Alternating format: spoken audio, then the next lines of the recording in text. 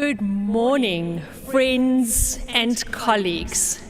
It is with excitement and trepidation that I stand before you today. Now, I'm not sure if many of you know how the IMCC plenary speakers are chosen. In most conferences that I know, they find one or two or three people that they know and they say, will you be a plenary speaker? Not for the incredibly democratic IMCC. No, nothing like that. What they do is they do a call for plenary speakers, and then they send out all of those nominations, and then there's a voting system, which is what makes this even more scary, but such an incredible honor. So to those of you who nominated me and who voted for me, thank you so much. You have given me sleepless nights. You have given me quite a lot of fear, but also an incredible honor. I've been doing presentations on communication and education at science conferences for probably about 30 years now. Normally, I get the last slot on the last day. So to finally get to open a conference like this talking about communication on the first day is really, really exciting, because it means that I can have a drink tonight without worrying. I'd like to start off with a question for all of you. What inspired your interest in the ocean? Why did you start your career? I asked a few of my friends and colleagues in South Africa because I thought this would be a way to introduce you to some of the amazing people that I get to work with and have worked with for many years. So this is from Ashley. He says, when I was in grade 1 or 2, our little primary school went on a field trip to the old Durban Aquarium. The entire day was filled with new experiences. Then the aquarium itself. I was mesmerized. The day expanded my view of the world and what is possible immeasurably. From Thomas. In my second year as a student, we had the opportunity to visit an aquarium. This visit had a profound impact on me, providing a window into the ocean and its inhabitants. And both Ashley and Thomas have spent their whole careers working in the marine environment. Then we've got Gladness. I was 38 years old when I discovered the Durban Aquarium Treasure Chest program. She's a teacher. And that enlightened my knowledge about the effects of pollution and the need for conservation, and to ensure marine animals do not become extinct. Samke, one of our young upcoming communicators. I had my first snorkeling experience in Zanzibar, Tanzania. The gorgeous corals and fish were the most breathtaking views I'd ever seen. It was something to be cherished and protected. It happened in my mid-20s. I remember it like it was yesterday. Then from Loyiso, my supervisor put me in a 10-millimeter thick wetsuit. Then he left me to float alone above the kelp forest. He did have somebody to look after him, just letting you know. I witnessed these golden dancing forests. This rearranged my brain. And from that day on, I kept going back and back and back. Matsubane says, at 16, I had my first encounter with the vast blue. The smell, the gushing waves, the gentle sand under my feet drew me even closer. Nozi says, during high school, I met a marine biologist, just like you. I listened to his passion about their fieldwork. That inspired me to consider a career, a marine-related career. And of course, I wanted to do something different to what is known in my community. Kerry said, having inspirational marine biologists answering my questions. And she did a project when she was a student at the aquarium. Tully says, watching the TV series Flipper as a kid, I fell in love not only with the ocean mammals, but with the people who were saving the marine environment and always spending time submerged in it. And then Bruce, my husband, watching Jacques Cousteau adventures on the Calypso inspired me, and meeting a real marine biologist gave me the confidence that I could make a career fishing, and he has. Just very briefly, my story. My early interest in the ocean was inspired by my dad, who took me fishing from the age of 2, and from then I knew that I wanted to study fish. I started a degree at Rhodes University, but after 3 years of staring down a microscope, counting daily growth rings in fish otoliths, I realized that people were my passion, and I was very privileged to spend 30 years working for Sambra, an organization dedicated to helping people to care for the ocean. And I'm now very proud to work for the Two Oceans Aquarium Foundation, inspiring care, looking at our new people and ocean division and our conservation work. And 2 books inspired me. The first one was The Living Shores of Southern Africa. Who's read The Living Shores in South Africa? Yay! This is probably one of the most inspirational books ever written by George and Margot Branch. And then the second is Sea Change by Sylvia Earle. Who's read Sea Change? Yes, okay. So what we're going through is just various things that have inspired people to care for the ocean, and each of you has your own stories. So what I'd like to share with you is the lessons that we and our whole team across South Africa have learned from 30 years of trying to inspire people to care for the ocean. The first one, I think, is the most important lesson we have learned. To care for the ocean, we need to care about people. For many, many years, we have faced the ocean, and we have turned our backs on the people. We have delved in and we have explored the ocean, absolutely critical work. It's now time to turn around and face the people and bring them into our world. And this is epitomized by a study that Shaheen Sayed did in 2017. He looked at just over 46,000 papers that had been published in 21 science journals over 26 years. Guess what percent of those included the social aspects of fisheries? Come on, let's see. What percent? 1%? Up a bit? 5, close? 7. 7% looked at the predator. Only 7% looked at the predator. The others looked at the prey. I think it's more time now to study the people. And then the second important lesson is that when I look at all the papers we've written over the last 15 years, as well as many, many papers I see coming out more and more now, all of them say we need to communicate more effectively about the ocean. We don't just need more communication, we need more effective communication. And I think that when we look at climate change and many of the other challenges we face, we realize that we haven't done as good a job as we can in communicating. And together we can all do it better. So, let me introduce you to my species, my research species, which is no longer a fish otolith, I'm pleased to say. Homo sapiens, our distribution pretty much global, habitat definitely terrestrial, except a few of you might disagree. Our diet, omnivore. Predators, no known predators. One of the few species that has sexual reproduction, just for fun. Our reproductive rate could only be described as exponential, and I think if we had to come down to it, our behavior could be described as irrational. And currently we are least concern on the IUCN Red List.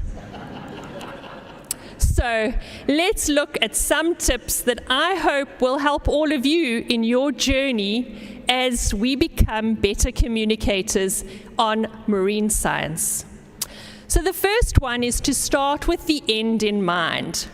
Ask yourself why. As Lewis Carroll says, if you don't know where you're going, any road will take you there. What do you really want to achieve with your communication efforts? This is something that's taken me quite a while to get to grips with, because I want to get on with the presentation. I want to do the poster. I want to run the training course. I'm learning to take a step back and ask myself why. What do I really want to achieve? Do I just want to raise some awareness? Do I want to inspire care? Do I want to empower action? Do I want to change behavior or policy? Why you do your communication determines how, and it determines what. So take a step back. Think about why first before you jump into it. You're likely to be far more effective. And please remind me next time I design a poster, Bruce. The next important lesson that I've learned over my years working in various aquariums is that we all wear invisible lenses. These lenses are the glasses through which we view our world. They're based on our culture, they're based on our upbringing, they're based on our experiences. They're based on so many things that are internal to us. But all of us look at the world through those glasses. If we are to communicate effectively, we need to take off our glasses and put on the glasses of the people that we are talking to so that we can understand them better. It's only by trying to understand them better that we will be able to communicate effectively. And this really came through to us when we were doing some work in Tsitsikamma. And I think Mandy and a few of you will remember this particular incident. We needed to understand that while we as scientists were passionate about protecting the incredible fish in our oldest marine protected area, the politicians were looking at this topic purely thinking about the votes that they could get. The fishermen were looking at it in terms of what they could do with the fish or their recreational opportunities, and the tourists weren't even thinking about the fish. So each of us looks at a topic through our own lenses. We need to understand how other people are viewing our issues. And then, really importantly, and we're seeing this with the rise of social science in the marine environment, is we need to understand our audiences better. This was a work that we did at the Oceanographic Research Institute in Durban, where we had a very long history of working with fishermen, but working with fishermen from the scientist's perspective. And we started to really talk to the fishermen. We started to try and understand their attitudes to management, their attitudes to the fishing regulations, their attitudes to fishing. And we used this information to help design some new educational brochures working with fishermen to help explain to them the rationale behind the regulations, why we need fisheries management, marine protected areas, etc. And through understanding the fishermen better, we're starting to see changes in the behavior of the fishermen, which is really exciting. They're starting to listen to obey the regulations because it's the right thing to do, not because somebody might come and catch you. So understanding your audience. After all, you don't start a love letter with "to whom it may concern." The next one is knowledge is not enough. When I started at the aquarium, I was passionate. I knew all there was to know about fish otoliths. And my first guided tour of the aquarium, I walked around the aquarium with these young children from an inland province, and I told them about otoliths and lateral lines and all sorts of exciting facts about fish. And then one of the little kids put up their hand and said, "Ma'am, is there water in those boxes?" Whew. I took a deep step back and I realized that I needed to first really start on where they are, and that all that knowledge was not going to change behavior. We see this with sustainable seafood. How many of you know a little bit about how prawns are caught? Do you know that there's an incredibly high bycatch associated with prawn fishing? How many of you still are tempted when you see a delicious bowl of prawns on the table? Thanks for being honest. Yes. Knowledge is not enough to change behavior. We all know this. And I think that for me, the best example of that is this one. So knowledge is not enough. We need to go beyond knowledge. Don't assume people know what you're talking about. One of our volunteers at the aquarium, Kerry Sink's mom, in fact, used to talk about the blue blanket that covered the ocean. And at the aquarium, we have the opportunity to roll back that blue blanket and to reveal to people the incredible life under the ocean. We often think that people know what lives in the ocean. Most people don't know what lives in the ocean. We, as marine scientists, have the opportunity to roll back that blue blanket and show people what's there. We can't expect people to care for animals and ecosystems that they've never even heard of, let alone seen. So we can roll back that blue blanket. And this came through to us very clearly in work that we were doing on marine protected areas. In 2019, we had a whole lot of new marine protected areas ready for proclamation, but they were stuck on the minister's desk. And we decided that there was a need to really communicate about marine protected areas to people, to raise support for these MPAs. But we did some research in the aquarium, again, finding out more about your audience. We found that nearly 80% of our visitors didn't know what a marine protected area was. So here we were trying to inspire people to be interested in this concept that they'd never ever heard of. In fact, some people thought an aquarium was a really good marine protected area. It's a space that we protect fish. Good lesson. And that's why one of the reasons we launched Marine Protected Areas Day, to really raise awareness of these nature reserves in the ocean. Another important lesson we've learned is to build from the familiar to the unfamiliar. And we had this drawing done by one of our colleagues, Colette, to try and explain to people what trawling would look like if it happened on the land. Trawling happens underwater, and many of us know what the impact of it and the devastation it can happen underwater, but we can't see it. So this image really helped us to encapsulate and to show people what trawling would look like if it happened in the African bush. So with marine protected areas, what are MPAs? Just like national parks on land, marine protected areas help safeguard areas of the ocean and marine animals. Working from the familiar, most South Africans are familiar with national parks, to the unfamiliar, marine protected areas. The next lesson that we're learning is to preach love, not loss. As marine scientists, we have been really, really good at telling people about the terrible things that are happening in our ocean. But this is not really inspiring and empowering people to take action. We need to start talking about what can be done, helping people to love nature, not just talk about the loss. And the next one is to share the value of the ocean to people. I realized that in many of our communications, we'd spoken about the value of marine protected areas to biodiversity, to sustainability, etc. But people care about people first. So we need to emphasize the value of caring for the ocean for people first, not just for the environment's sake. And that's why we now say MPAs is an area of coastline or ocean specially protected for the benefit of people and nature, not just nature.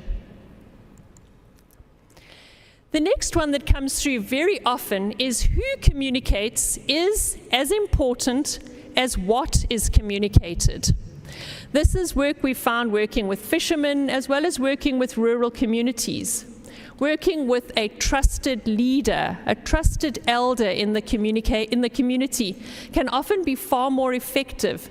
Their voice is heard and trusted, and working through them often helps our message to be communicated much more effectively. In the fishing world, we're looking at fishing influencers. We're looking at scientists that are trusted fishermen and asking them to communicate because their voices carry weight. A scientist can say something in front of a group of fishermen and the fishermen generally go, yeah, yeah.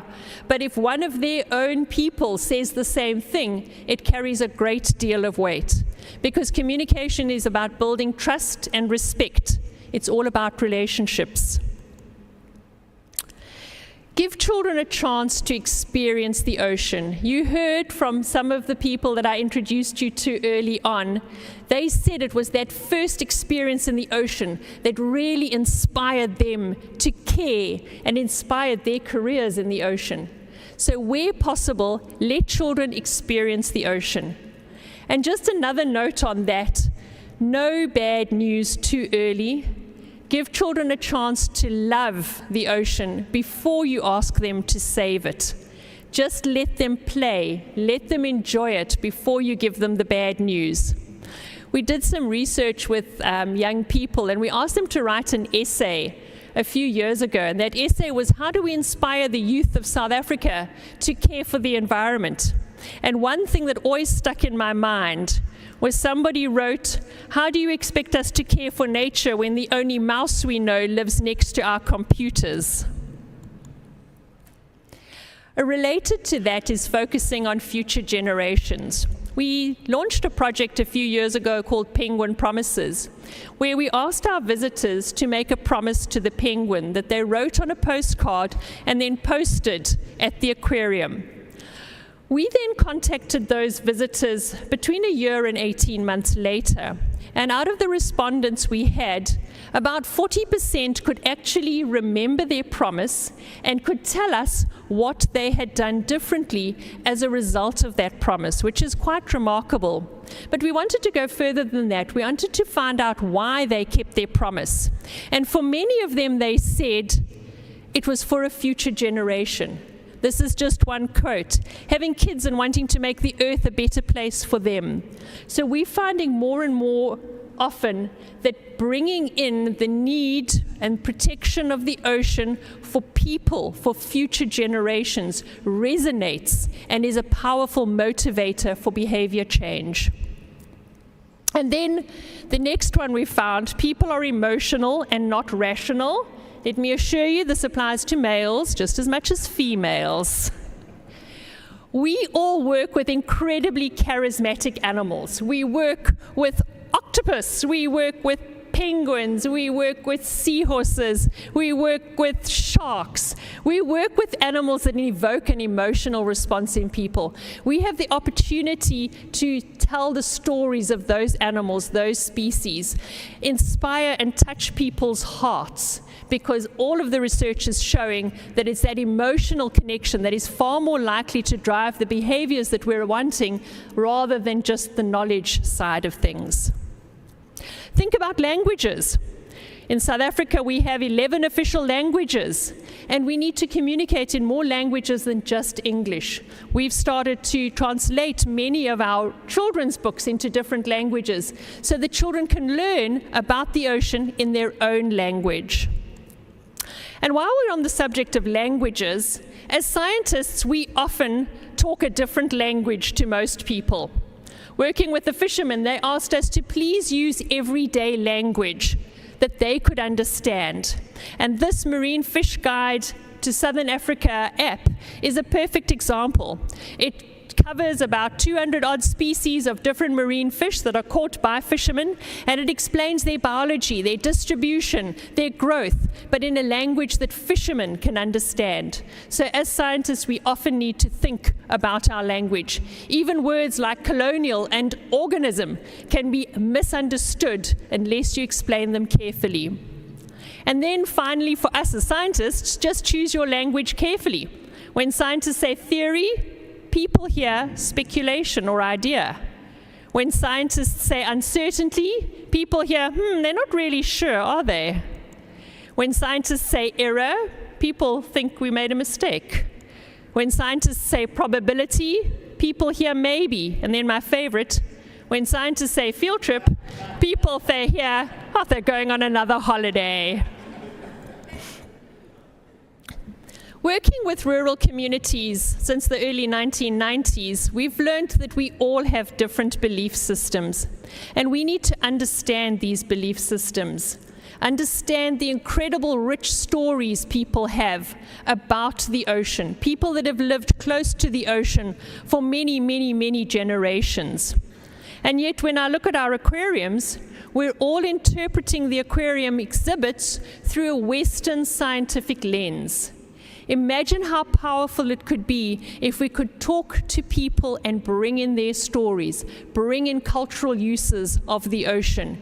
We need to include these in our education and our training work far, far better, and in our science. Working with this particular group of mussel collectors, I started to explain about male mussels and female mussels and how they released egg and sperm into the water. They said to me, rubbish. We all know that the spring rains bring the mussels. And I had to take a step back and think about this for a while, until I realized that the recruitment of the little mussels onto the rocks coincided with the spring rains, which is when they saw the mussels coming onto the rocks. So we were able to combine our knowledge systems to come up with something that is so much richer. So understanding belief systems is critical. But research we did in the aquarium at Durban showed that incredibly, all of our visitors have a deep spiritual connection to nature. Our challenge is to help people understand nature, help touch people's hearts, but also inspire that spiritual connection. We do have a deep spiritual connection to nature. How do we enhance that?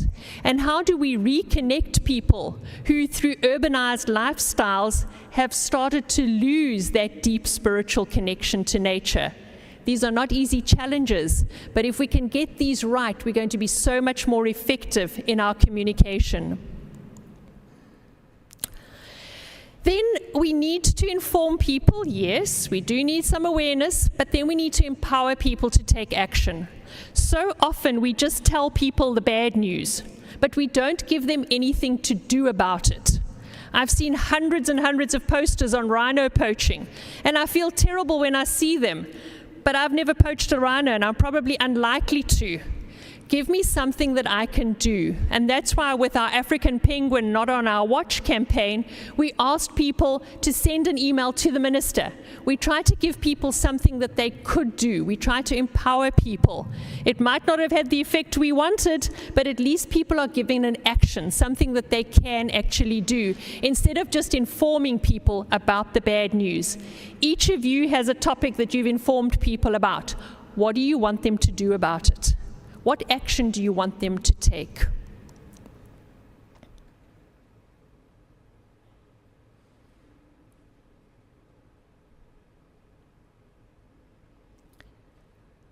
Sometimes we are so busy telling people all we know, we don't give them a chance to think and to reflect. In the aquarium, one of the things we asked people was about the value of thinking and reflection, and the research came out that the opportunity to think and reflect was one of the best indicators of long-term learning. Sometimes we just need to keep quiet and give people a chance to think before we tell them everything we know. The next one is working with communities, and this is becoming so important. How can we build local leadership? We need to be innovative in how we build that local leadership. It's not up to external bodies to come in, it's up to the local leadership to grow. And how can we support that growth of local leadership with communities, not for communities? Involve the youth. They've got different ways of communicating. They've got different ways of doing things that can be very, very powerful. It's things that we've never thought of. We're bringing in youth ambassadors into many of our programs, and they're proving to be incredibly strong advocates and activists in our field. Bringing in the youth is so, so powerful, and that's why it's wonderful that we've got so many young students and early career scientists here. You're the future. Be aware of power dynamics, especially when we're working with really controversial topics. This is an example from Shark Network that Shannon Atkins has been doing. Think about people who have a considerable interest in a topic, but who don't have power in the discussion or in the dialogues. How can you make sure that you hear their voices so that people with interest but without power can be included? How can we, with humility, include everyone in our discussions, especially on controversial issues? This one's my favorite one. Use your passion. As scientists, we are taught, the research found that. People did that research. Use your passion. Share your passion. Scientists are taught not to write with passion. We're taught not to talk with passion. We're taught to work in the third person. But people connect to people. Use your passion. Share that. People will respond to that passion, and they will be inspired more than if you just tell them the facts as a traditional scientist. So speak to the heart. And then be patient. After my first sort of 10 odd years in education, I decided I really was wasting my time because we weren't seeing the changes as fast as I hoped to see them. But communicating about the ocean is a marathon, it's not a sprint. It took us many years later to find out from the people who had been inspired by those early visits and how that had changed their careers. It took us a long time to realize that this does take time. We need to be patient, although the ocean does need us to speed up a little bit. Tell stories, not just facts. This is the old four-legged story of the coelacanth, which was a very powerful story that I'm sure many of you have heard about. If it had just been told as a factual discovery, we would probably have never been as inspired. So try and tell your stories. And then you are not alone. Communicating about the ocean is a team sport. It's something we're all in together. We started the Marine and Coastal Educators Network in South Africa in 2000, and it's still going strong, supporting educators, supporting scientists to tell their stories. Around the world, there are networks. This Marine conference is a network of people, so you're not alone. Find support. Now, there has never been a better time to be in marine conservation. Between human need and human greed, the ocean needs us more than ever in the past. We have the knowledge of what is broken, and we know enough about how to fix it. What we need is a deeper understanding of people's connections to the ocean and how this influences their decisions and how we can help to promote the right decisions to be made. Armed with this knowledge, we as the marine conservation community are perfectly positioned to roll back that blue blanket and to reveal to people what's in the ocean and why caring for it matters. This is a photo from one of the ACEP projects where Kerry and her colleagues are showing us incredibly exciting new deep sea ocean ecosystems that we didn't even know existed in the past. They're rolling back that blue blanket and through the IMCC project inspiring people to care for these new ecosystems. When I was growing up, people thought that marine scientists were really lucky, and they thought that working as a marine scientist was probably little more than a hobby, diving, fishing, having fun. But what was once considered a hobby is now increasingly seen as critical for the future of humanity. So I've got two more questions for you. In your professional life, what keeps you up at night?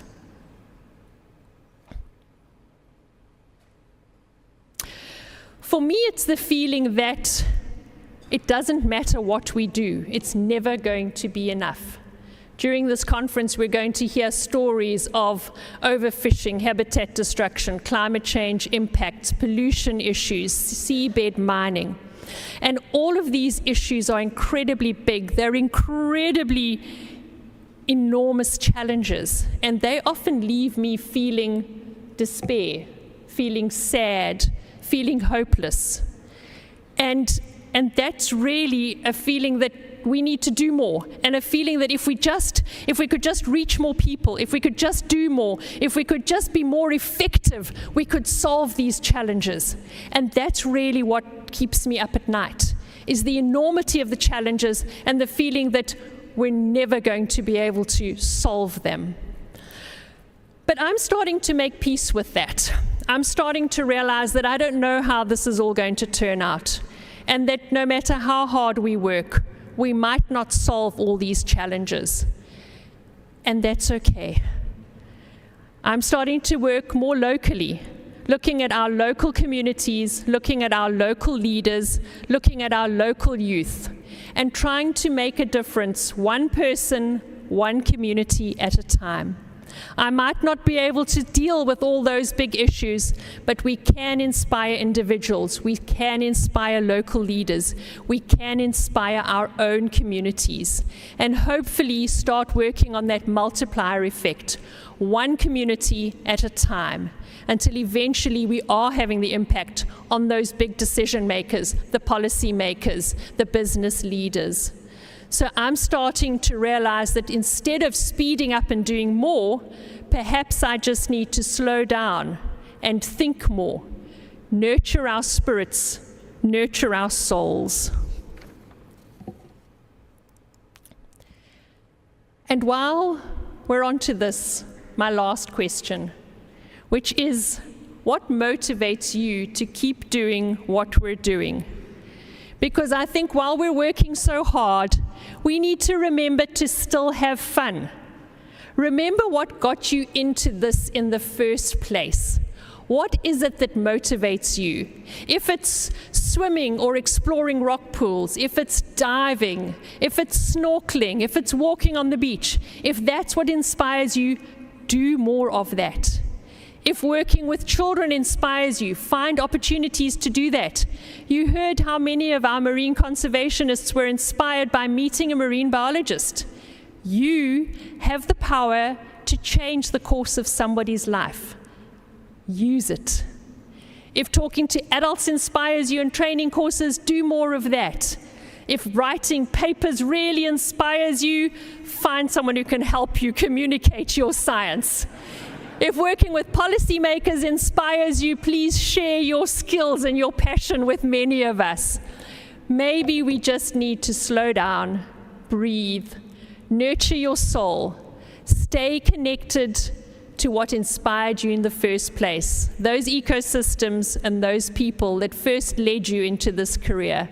Keep your spirit alive, because that's what the ocean needs. My favorite quote, never doubt that a small group of thoughtful, committed people can change the world. Indeed, it is the only thing that ever has. The theme of this conference, Making Marine Science Matter. Our oceans and our communities need us now more than ever in the past to make our marine science matter. We have the passion, we have the unique skills, we have the wisdom and the experience to connect people to the ocean and to inspire the changes in human behavior that are so essential to ensure that the ocean continues to support life on this blue planet. And I would just like to end with some thank yous to Ink Design, who helped me make my beautiful presentation. And then my next set of thanks are to the incredible colleagues I've worked with over the years. You all know who you are.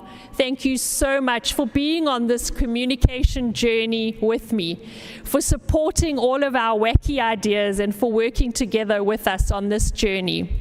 I'd like to thank the conference organizers. Thank you so much. I know how hard it is to pull a conference like this together, so thank you to all of you for your hard work. I'd like to say a big thank you to you, the delegates. Coming to a conference like this at the bottom end of Africa, except for the South Africans, is an effort. You had to organize all sorts of things to get here. So thank you so much for joining us here in South Africa. And my final thank you goes to my husband, Bruce, who has supported me through my whole career, and I finally dragged him to Cape Town to be here. So thank you, Bruce. Thank you to all of you. I know that we're going to have an incredible conference. It is such an honor to be here in front of you as a South African at the first IMCC in Africa. Nkosi kakhulu, siyabonga, baya danki. Thank you very much.